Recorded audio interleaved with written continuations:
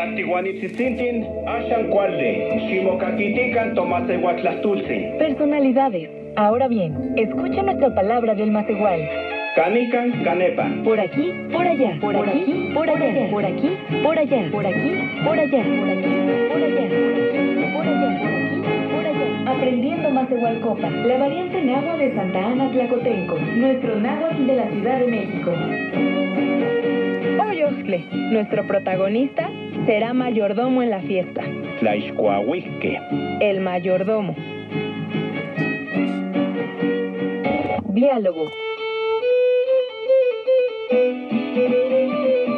Oxtle, Oxtle, mach in xihuitl, titlaixcoahuis, Ema, Melawak.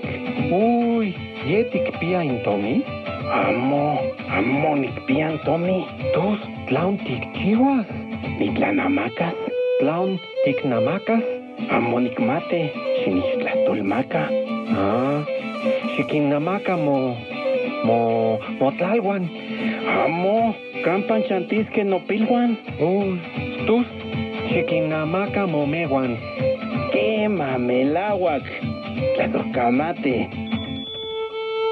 Hoy Oxtle será mayordomo en la fiesta del pueblo. Su amigo le pregunta si tiene dinero para la fiesta. Oxtle le dice que no, que venderá algo. Su amigo le aconseja que venda sus tierras, pero Oxtle piensa dónde vivirán sus hijos. Su amigo le dice que venda sus magueyes, y a Oxtle le parece una buena idea. Nitlanamacas. Yo venderé algo. Escucha de nuevo con atención el diálogo e identifica la palabra que contiene el objeto indefinido. Nitlanamacas. Repetición. Oxtle, Oxtle, mach in xihuitl, titlaixcoahuis, Quema, Melawak. uy, yetic pia intomi, Amo nicpian Tomi. tus tlaun ticchihuas, Nitlanamacas. tlaun ticnamacas, Amo nicmate. Xinixtlatulmaca. xiquinnamaca mo tlalhuan, Amo, Campan Chantisque Nopilhuan. uy, tus xiquinnamaca mo mehuan, Quema, Melawak. Tlatocamate. Refuerzo. Entonces, ¿cuál es la palabra que contiene el objeto indefinido? Nitlanamacas. Gramática.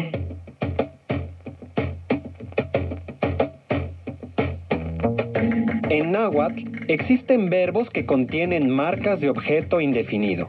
Es decir, el verbo no se refiere a alguna persona u objeto concreto. Hoy veremos la marca de objeto indefinido, tla.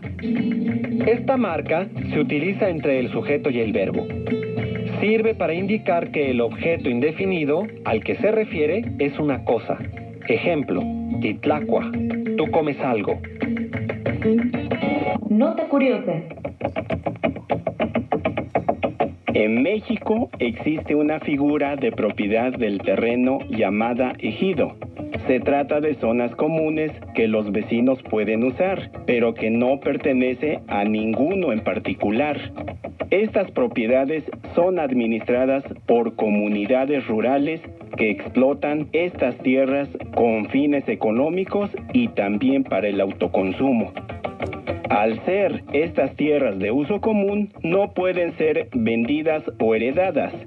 No es casualidad que los ejidos sigan funcionando en México, ya que desde la época prehispánica se tenía una organización comunal en la distribución de la tierra. ¿Y tú, te has asociado con tus vecinos en favor de tu comunidad? Repaso. Repasemos una vez más la palabra que contiene el objeto indefinido. Nitlanamacas. ¿Escuchaste con atención? Nitlanamacas. Recuerda que en el náhuatl las palabras se acentúan en la penúltima sílaba. Nitlanamacas. Muy bien. Ahora ya sabes cómo decir yo venderé algo en Macehualcopa. Esta fue una producción de Hábito Desarrollo Humano y el Instituto Mexicano de la Radio.